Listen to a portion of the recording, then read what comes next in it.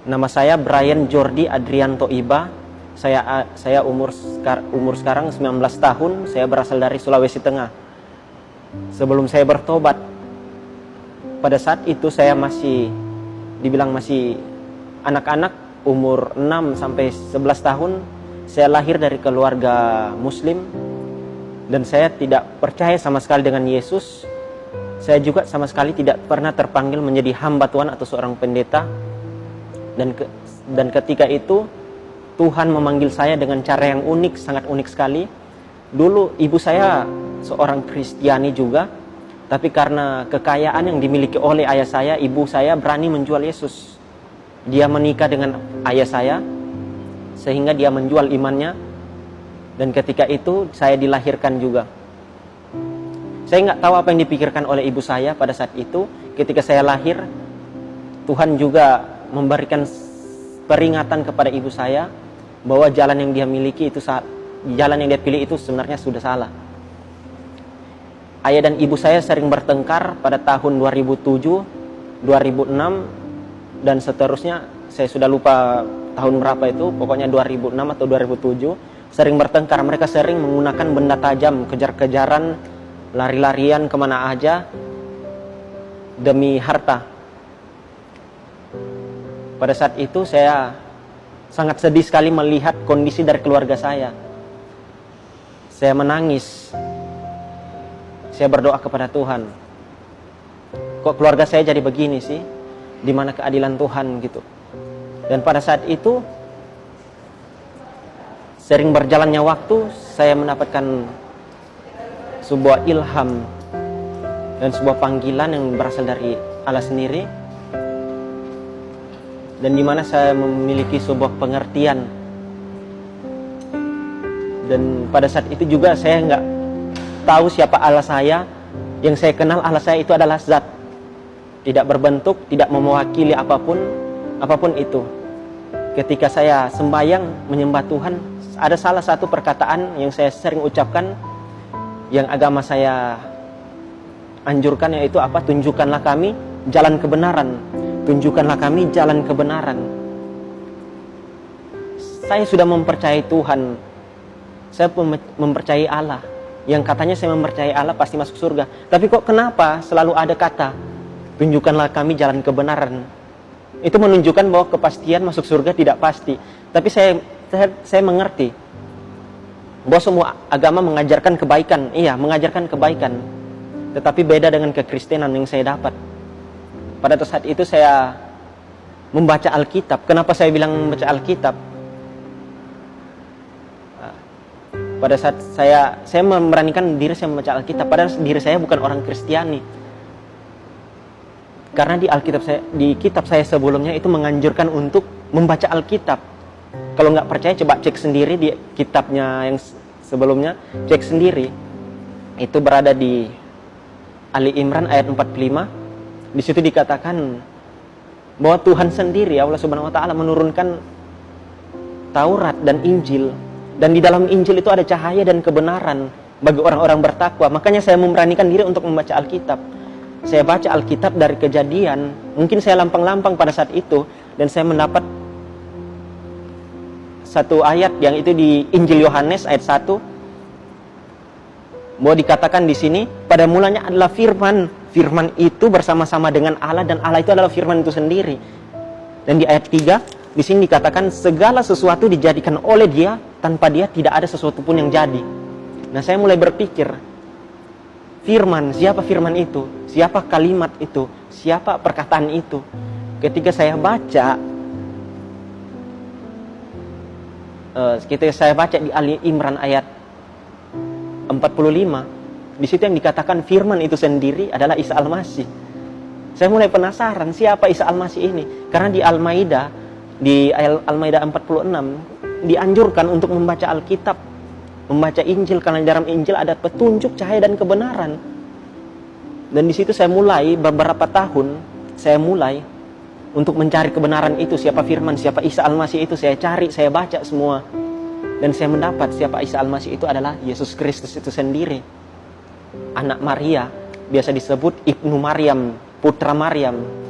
Kalau di Ali Imran ayat 45 dikatakan bahwa di situ firman kalimatullah, perkataan Allah yang sudah ada sejak awal, yaitu Isa Al-Masih itu sendiri, Yesus Kristus.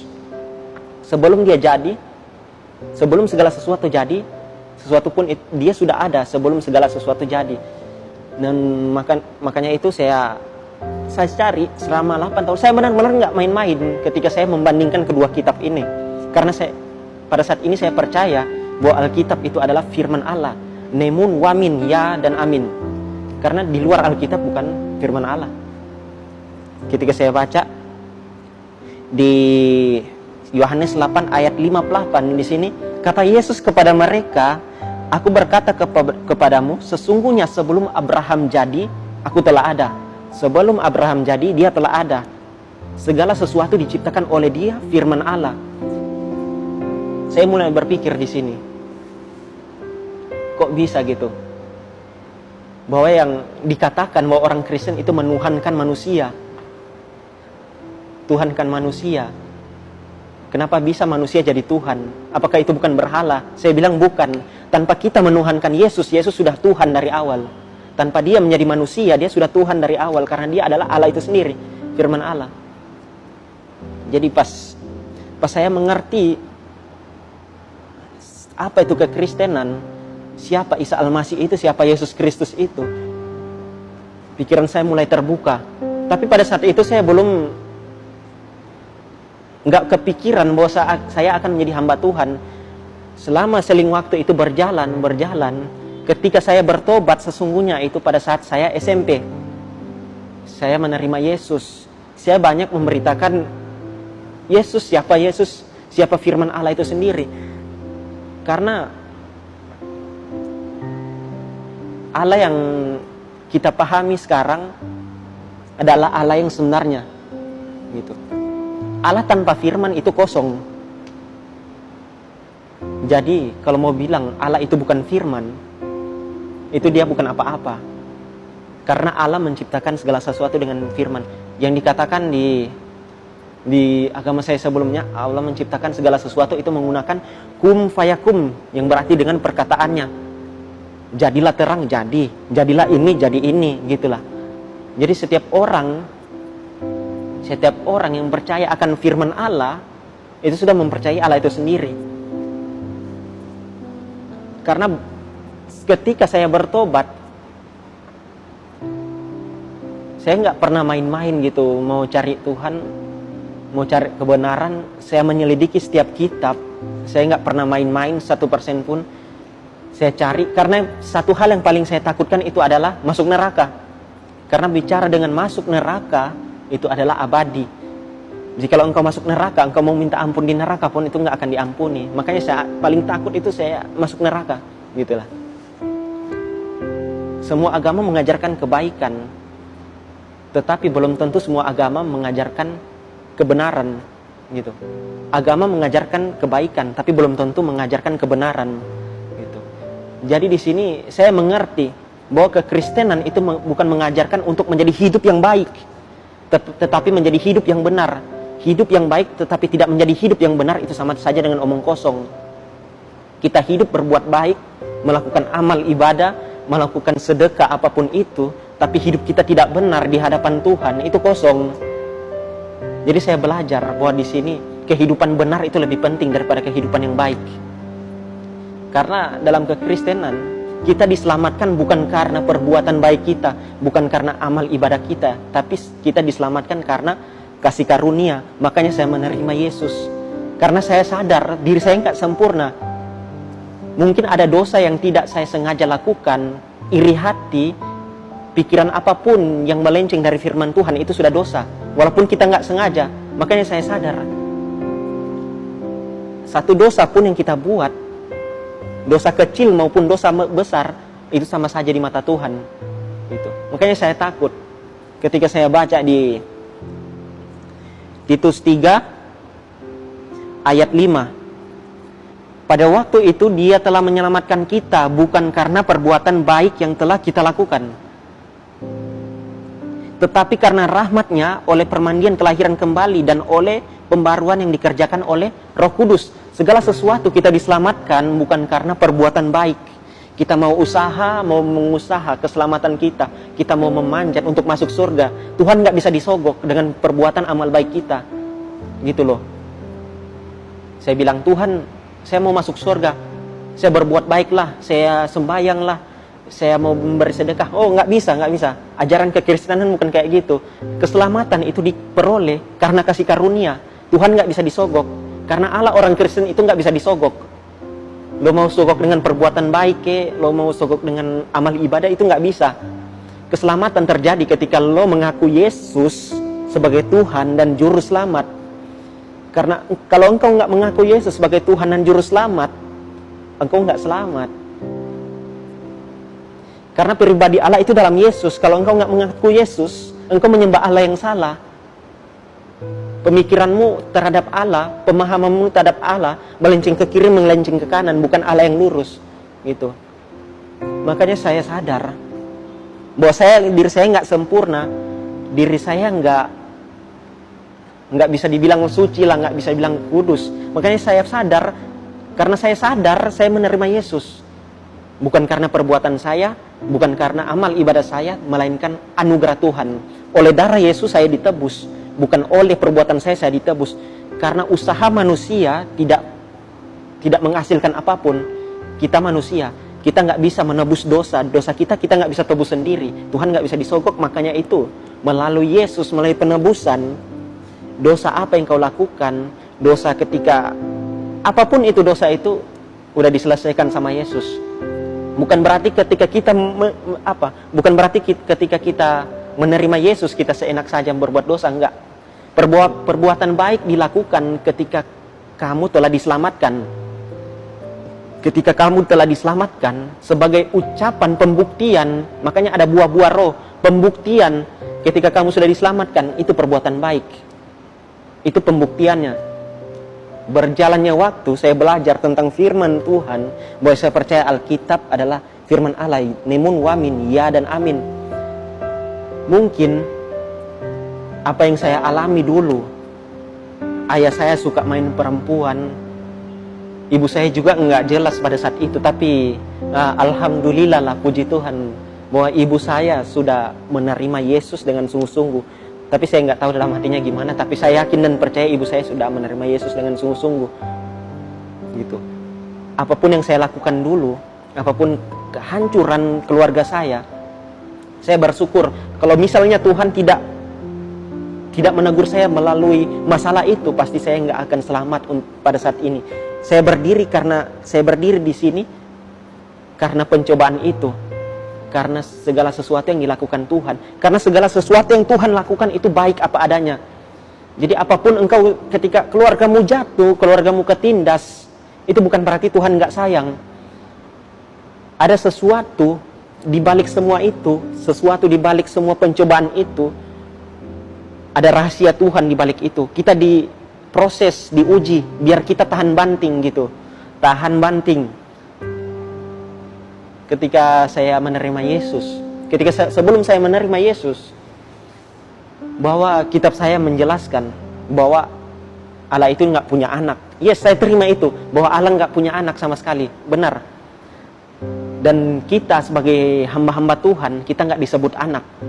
Pada saat sebelum saya bertobat, sebelum saya menjadi Kristen, kita nggak disebut anak-anak, tapi hamba. Apa itu hamba? Hamba itu budak. Kita hanya sebatas budak. Yang kita lakukan adalah apa? Perbuatan dan amal ibadah dan yang baik. Apapun yang baik di mata Tuhan kita harus lakukan. Tapi belum tentu menjamin keselamatan. Ya, belum menjamin keselamatan. Makanya kita disebut hamba, atau berarti budak. Ketika saya baca Alkitab, bahwa ketika di Injil Yohanes mengatakan ketika kita menerima Yesus, kita diberikan kuasa menjadi anak-anak Tuhan, gitu. Menjadi anak-anak Allah, gitu. Saya mulai berpikir, bagaimana mungkin seorang bapa tidak mengasihi anaknya, dan bagaimana mungkin seorang anak tidak mengasihi bapaknya, gitu. Tapi belum tentu seorang tuan mengasihi budaknya. Bisa saja seorang tuan menjual budaknya. Makanya saya pilih Kristen. Makanya saya lebih memilih Kristen, karena saya diangkat menjadi anak. Saya nggak mau kalau saya cuma menjadi hamba. Saya mau kalau saya menjadi anak. Karena ketika saya menjadi anak, saya mempunyai hubungan intim, hubungan yang lebih dekat lagi bersama dengan Bapa saya, yaitu Yesus Kristus, yaitu Allah itu sendiri. Karena pasti dijamin 100% Bapa mengasihi anak dan anak pasti mengasihi Bapanya. Itu nggak bisa dihindari. Dalam kesaksian saya berjalan seiringnya waktu, jatuh bangun hidup saya, mungkin pada saat ini saya singkat kesaksian saya sangat singkat sekali, karena kalau mau dibicarakan panjang, buku pun menulis kesaksian saya itu tidak cukup gitu.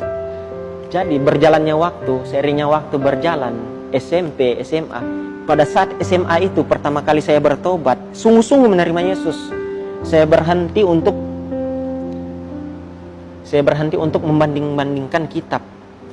Karena final dari kebenaran itu Alkitab itu sendiri. Final dari kebenaran, Alkitab tidak bisa didebatkan. Karena ini final dari kebenaran sesungguhnya.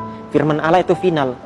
Jadi saya mempercayai bahwa Alkitab itu firman Allah. Dari apa yang saya baca, apa yang saya renungkan, kualitas Alkitab itu teruji. Maupun itu tentang kesaksian, maupun itu tentang pencobaan, semuanya ada di Alkitab gitu.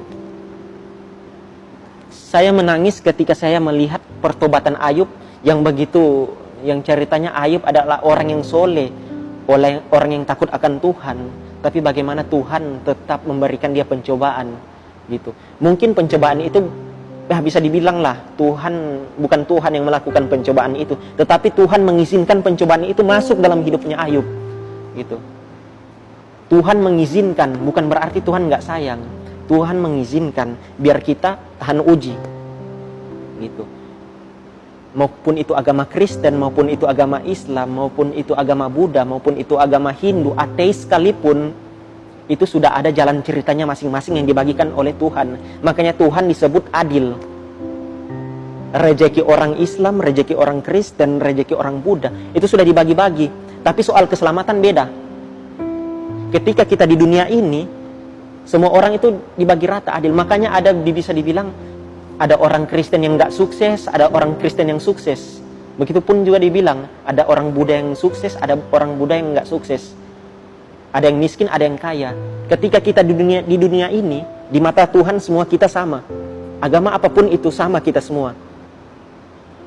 Titel apapun kita itu sama. Makanya Tuhan disebut Tuhan yang adil. Ada yang kaya, ada yang miskin. Makanya coba pikir. Misalnya, semua orang di dunia ini kaya. Misalnya, semua orang di dunia ini kaya gitu. Bisa dibilang nggak ada pengusaha kaki lima, nggak ada pengusaha yang di toko-toko. Nah terus kebutuhan yang kita miliki, misalnya tukang padi, tukang apalah, kita mau membutuhkan kepada siapa gitu. Kita nggak perlu pekerja lagi. Yang ada sisa apa? Sisa uang gitu. Kita full dengan kekayaan kita.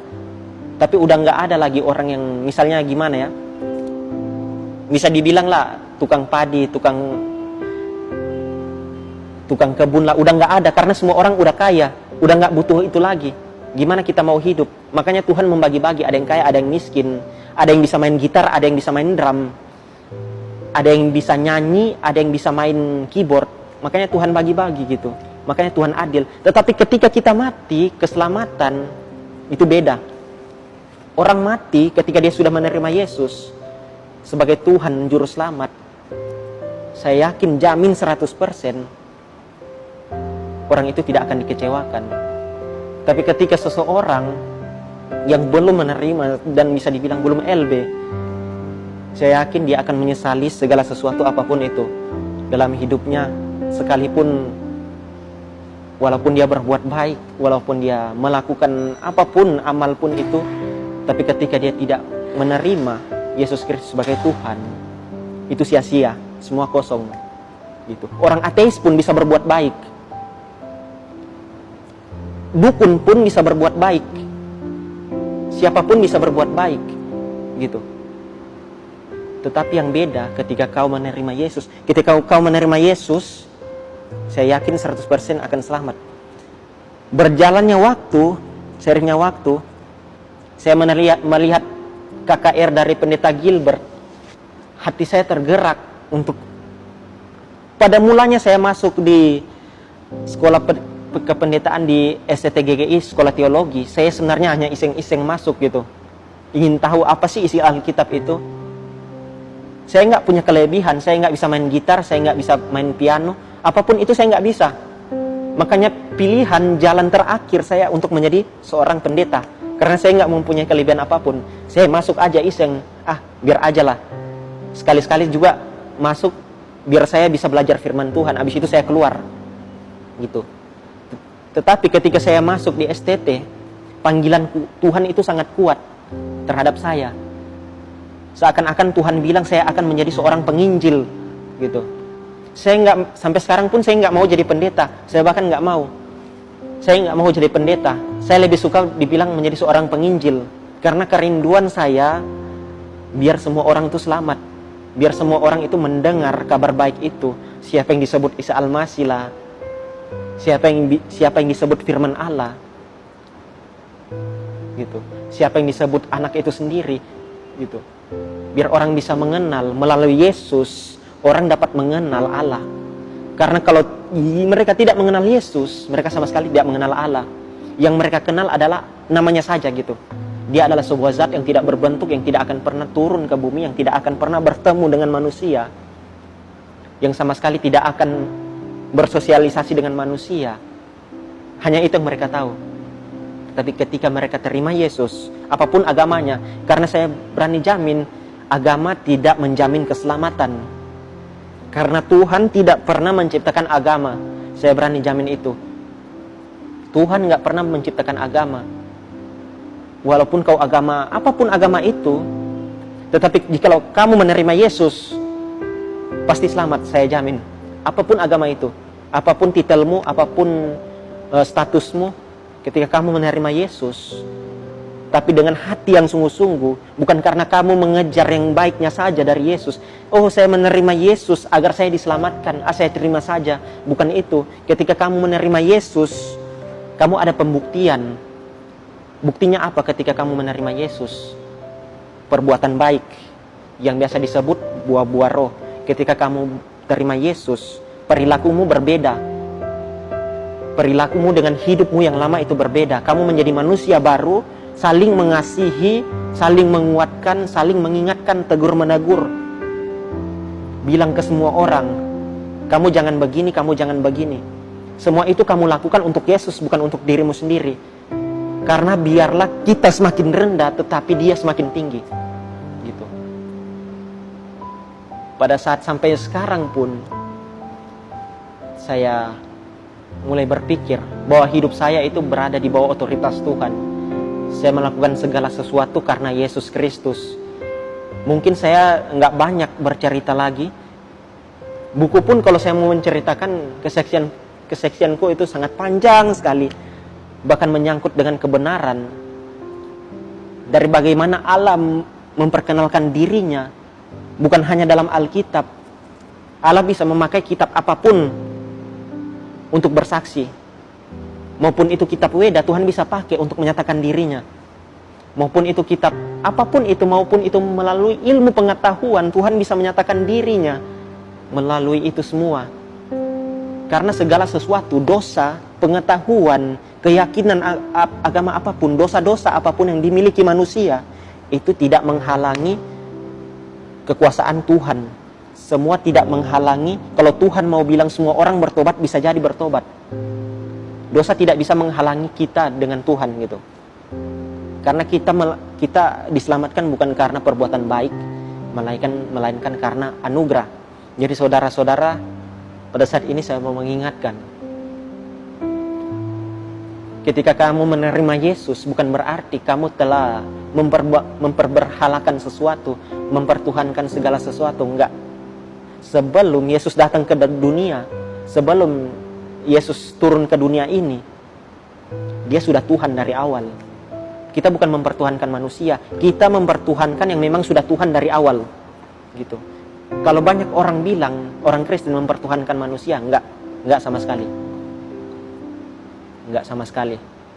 Karena sebelum Tuhan lahir menjadi jasmani, menjadi daging seperti kita, dia sudah Tuhan dari awal. Karena itu dia disebut hakim. Dia yang akan datang di zaman akhir zaman nanti, dia akan menghakimi semua kita yang hidup. Karena di ajaran sebelumnya saya diajarkan tidak ada hakim selain Allah itu sendiri.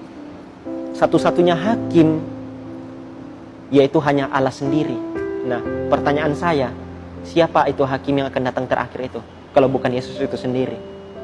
Karena tidak mungkin seorang manusia menghakimi manusia. Karena manusia tidak ada yang sempurna. Benar nggak?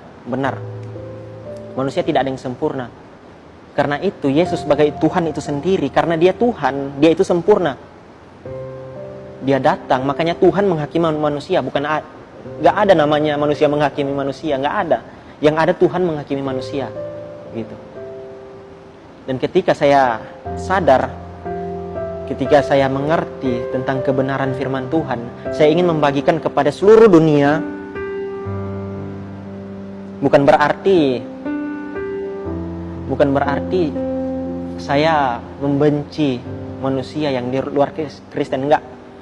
Ajaran kekristenan mengajarkan bahwa kita mengasihi semua, walaupun itu musuh kita, maupun itu beda agama, maupun itu beda pemikiran, maupun itu berbeda ideologi. Kita harus mengasihi mereka. Karena itu ajaran Kristen adalah mengasihi. Gitu. Karena segala sesuatu, iman, pengharapan, dan kasih. Dan yang dari tiga itu yang kekal ialah kasih. Iman, pengharapan, dan kasih. Dan yang terutama itulah kasih. Itu ajaran Alkitab. Iman tanpa kasih, itu namanya apa? Gak ada apa-apanya itu. Pengharapan tapi tanpa kasih, itu juga bukan apa-apa. Makanya kasih itu dibutuhkan dalam kekristenan. Ketika saya sadar, ketika berjalannya waktu, seiringnya waktu, saya ingin bahwa apa yang saya alami, pencobaan apapun itu, keluarga saya begitu hancur. Saya mau bilang kepada saudara-saudara, jangan putus asa. Ada saatnya di mana Tuhan mengangkat kalian, karena waktu Tuhan itu indah pada waktunya. Ketika engkau ditindas, ketika engkau dilecehkan, ketika engkau dicaci maki, ketika engkau diinjak-injak dan dihina, jangan putus asa, bangkit. Berharap kepada Tuhan. Minta pertolongan kepada Yesus. Jikalau engkau meminta segala sesuatu dalam nama Yesus, pasti Allah akan mengabulkannya. Gitu.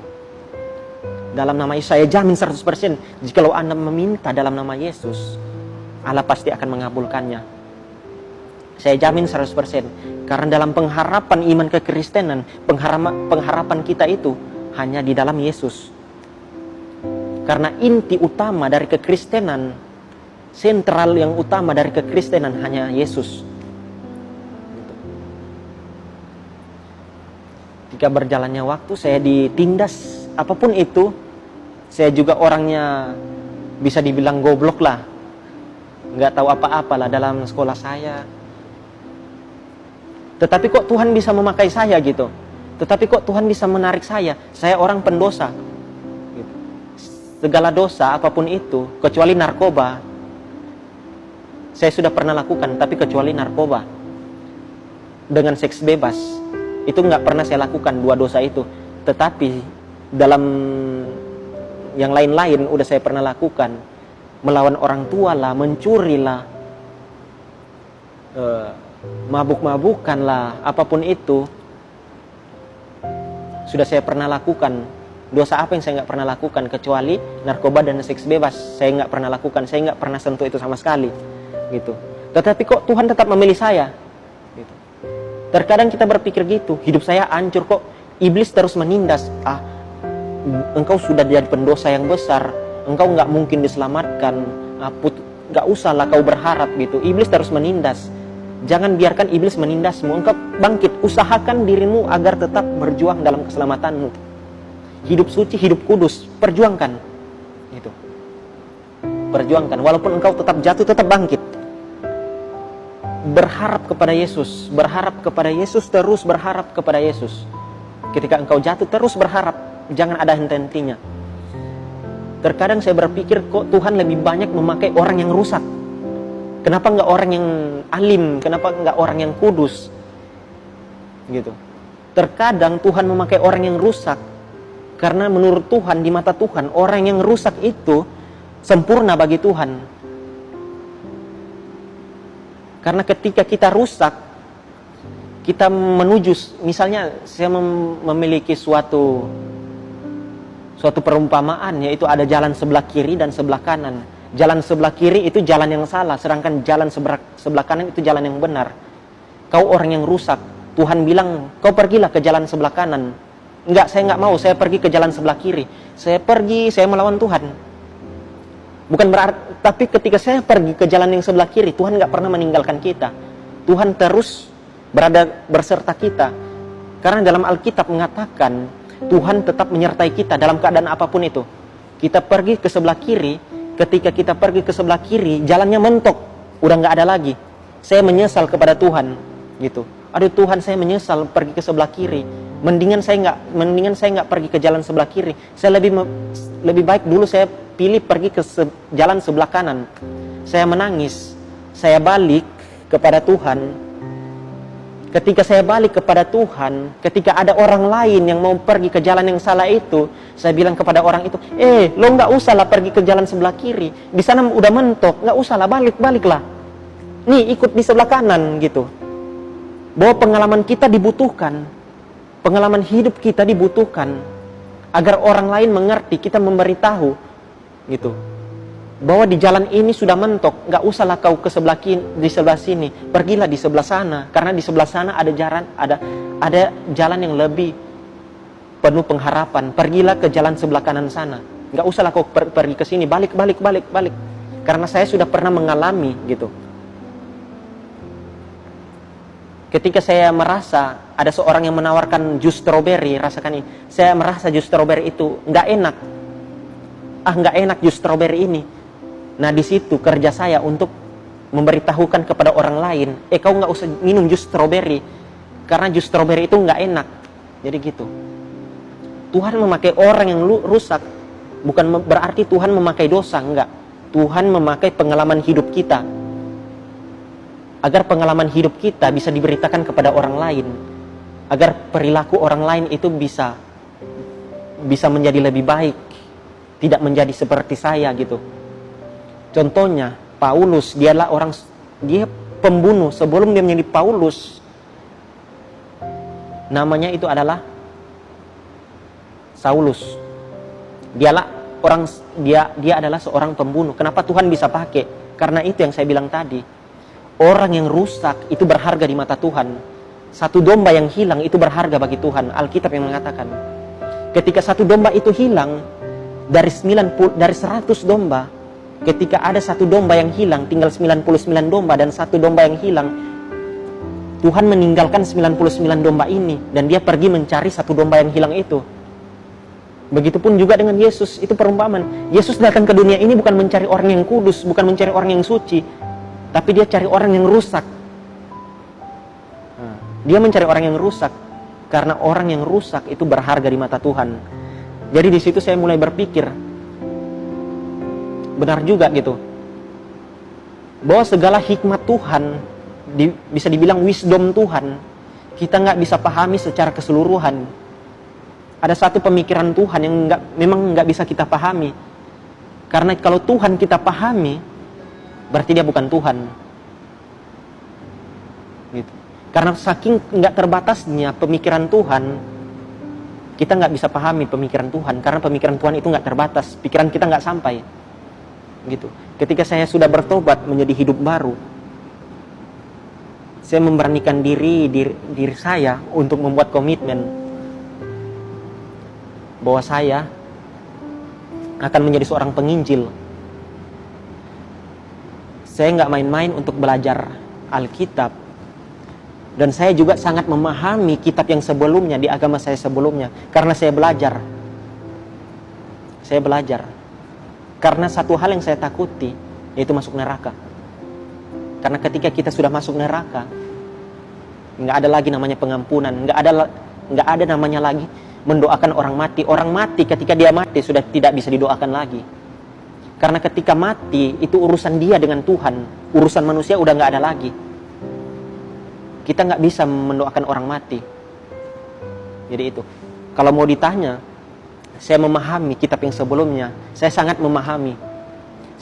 Kalau misalnya ada orang yang bertanya tentang jalan kebenaran itu, ya saya jawab, menurutmu dengan kitab mana? Alkitab kah? Atau dengan kitab yang saya sebelumnya itu? Saya bisa menjawabnya. Gitu. Saya juga tahu berbahasa Arab gitu. Saya mengerti apa yang berada dalam isi kitab itu. Saya mengerti apa yang dimaksud dari kitab itu. Saya mengerti apa yang ditujukan kitab itu. Saya mengerti. Tetapi pada saat ini saya nggak mau mengutarakan semuanya. Karena ini adalah sebuah kesaksian yang sangat terbatas.